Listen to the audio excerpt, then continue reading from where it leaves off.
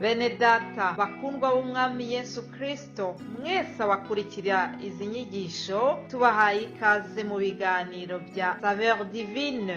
Ibi biganiro mu bitegurirwa n'abavugabutumwa bwiza batandukanye, akaba ari umuhamagaro ugendera ku ijambo ry'Imana byanditse mu gitabo cy'ubutumwa bwiza uko bwanditswe na Matayo ibice 24 umurongo wa 14. Kandi ubutumwa bwiza bw'ubwami buzigishwa mu isi yose ngo bube ubuhamya bwo guhamiriza amahanga yose, nibwo imperuka izahera ko ize. Ibi biganiro mubikurikira ku channel ya YouTube yitwa Saveur Divine. Tubifurije kugubwa neza. Imana Data ari nayo so ibaha umugisha.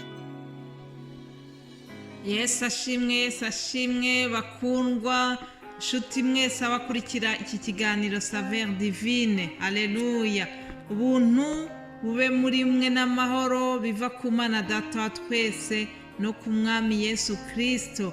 Imana y'umwami wacu Yesu Kristo ariyo na se ishimwe, kuko yaduhereye muri Kristo imigisha yose y'umwuka yo mu ijuru. Haleluya. Imana yacu ni ishimwe bene data.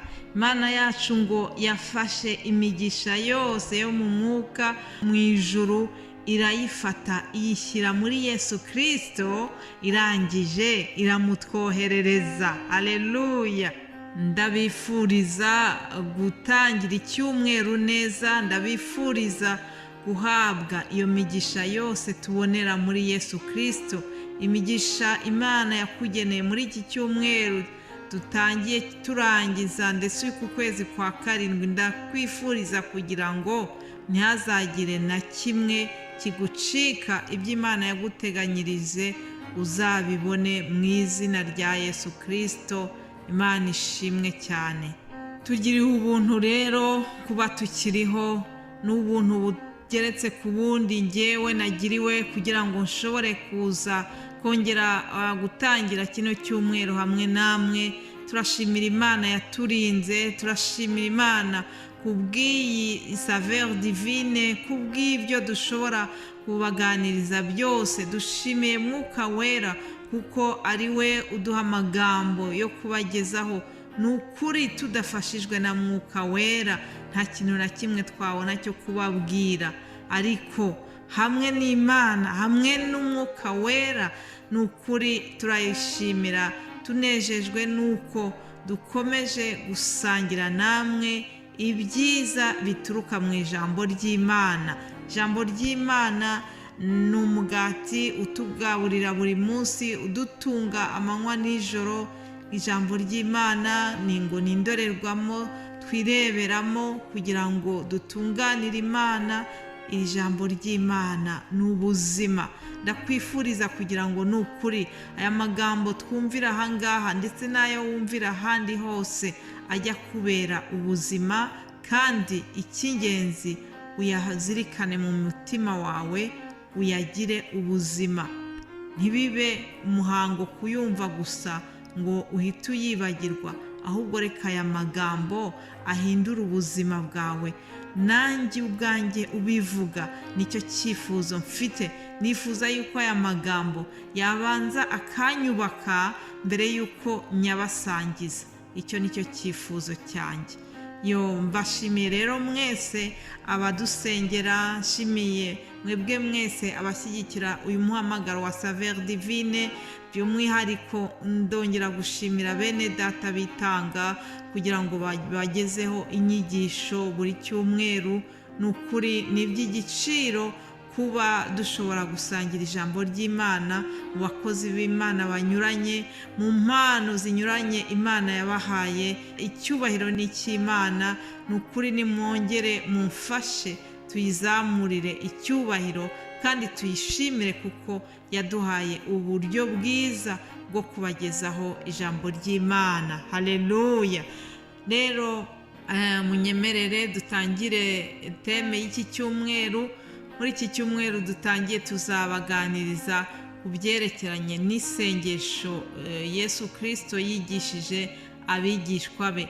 Ni rya sengesho benshi muzi, ndizera yuko murizi, isengesho rya Data wa twese uri mu ijuru. turibona muri Matayo igice cya 6. Ariko mbere y'uko Yesu ababwira iby'iri sengesho, dusubiye inyuma gatoya mu gice cya 5, tubona yuko Yesu yabaye nk'ugira ivugurura, yabaye nk'uvugurura imyigishirize bari barahawe ku byerekeranye n'ibyo bari barize mu mategeko ya Mose. Noneho Yesu arababwira ati, mwumvise ko byavuzwe ngo ukunde mugenzi wawe, wange umwanzi wawe. Ngo ariko njyeweho ndababwira nti mukunde abanzi banyu, musabire ababarenganya, nibwo muzaba abana ba So wo mu ijuru. Hanyuma arakomeza abaha n'impuguro ku byerekeranye n'uburyo bagomba gusenga. Niho rero aza hano mu gice cya 6 arababwira ati, mwirinde ntimugakorere ibyiza byanyu imbere y'abantu kugira ngo babarebe, kuko nimugira mutyo ari nta ngororano muzagororerwa na So wo mu ijuru. Arongera aravuga ati ku murongo wa 5 niho avuga ku byo gusenga. Noneho arabahugura, arababwira ati, nimusenga ntimukamere nk'indyarya, kuko bakunda gusenga bahagaze mu masinagogi no mu nzira ngo abantu babarebe. Ndababwira ukuri yuko bamaze kugororerwa ingororano zabo. Ngo wehoho nusenga ujye winjira mu nzu, ubanze ukinge urugi, uhereko usenge So mwihereranye, nuko So ureba ibyiherereye azakugororera.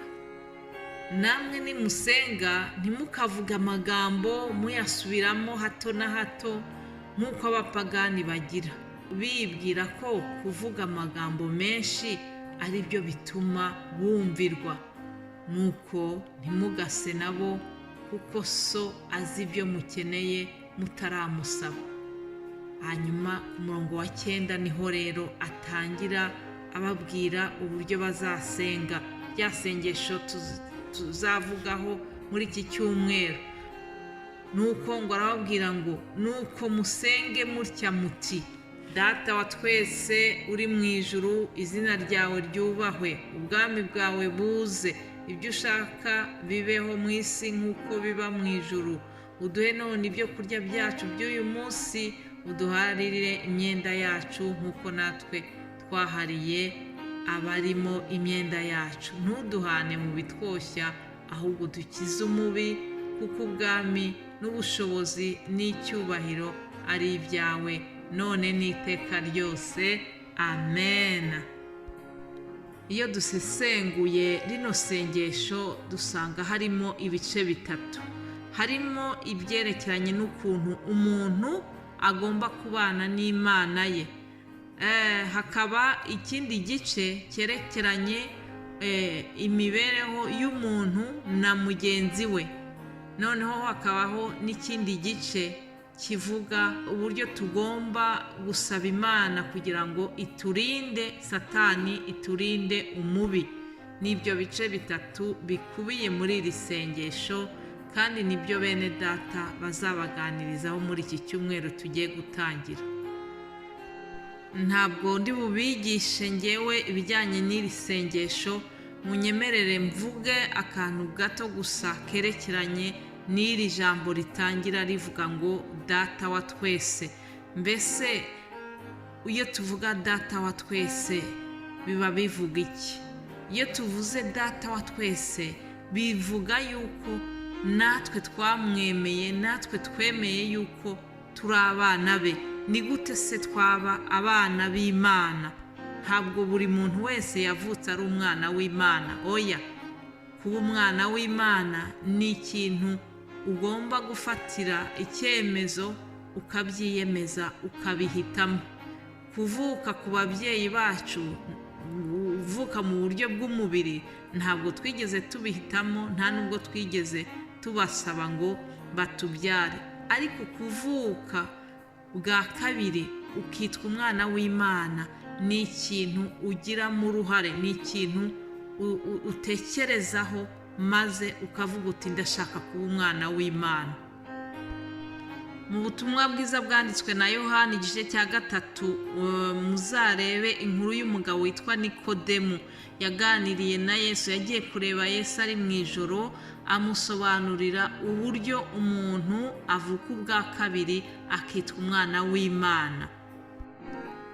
Nanone Yohana igice cya 1 umurongo wa 12 tubona ukuntu umuntu aba umwana w'Imana. Handitse ngo icyakora bamwemeye bose bakizera izina rye yabahaye ubushobozi bwo kuba abana b'Imana.